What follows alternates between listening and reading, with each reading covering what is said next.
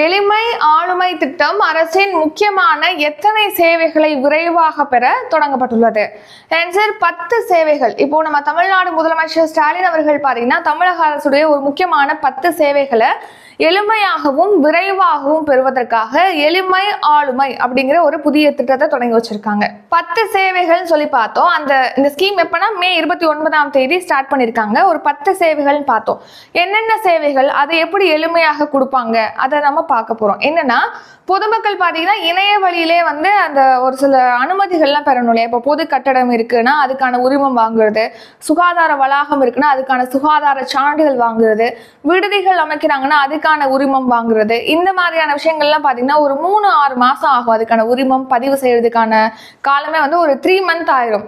So இதை எளிமையாக விரைவாக முடிக்கும் வகையில் இணைய வழியில பாத்தீங்கன்னா நீங்க இந்த உரிமத்தையும் அந்த பதிவு சான்றிதழையும் பெற்றுக்கொள்ள முடியும் அப்படின்னு சொல்லியிருக்காங்க.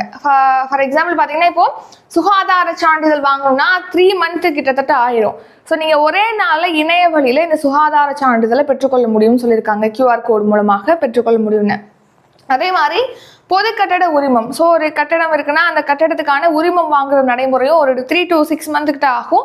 ஸோ அதையும் நீங்க ஒரே நாள்ல இந்த சான்றிதழ் இந்த உரிமத்தை பெற முடியும்னு சொல்லியிருக்காங்க. அது மட்டும் இல்லாம இந்த கட்டட உரிமை சான்று கொடுக்குறாங்க அப்படின்னா அந்த சான்று 3 வருஷத்துக்கு மட்டும்தான் செல்லுபடி ஆகும் அப்படின்னு சொல்லிட்டு இப்போ முன்னாடி இருந்தது. அதை இப்போ என்னவா மாத்திருக்காங்கன்னா, இப்போ அந்த கட்டடத்துக்கான உரிமைத்தன்மை சான்று கொடுக்குறாங்க இல்லையா, அந்த உறுதித்தன்மை சான்று கொடுக்குறாங்க இல்லையா, அந்த சான்றுல எவ்வளவு காலம் குறிப்பிட்டிருக்காங்களோ அந்த காலம் வரைக்கும் இந்த உரிமமானது செல்லும் அப்படின்னு சொல்லி இப்போ தெரிவிச்சிருக்காங்க.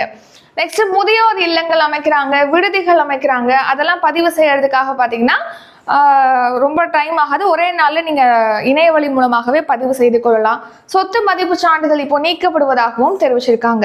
ஸோ ஒரு 10 சேவைகளை நீங்க எளிமையாக விரைவாக பெறுவதற்காக எளிமை ஆளுமை திட்டம் தொடங்கப்பட்டிருக்கு.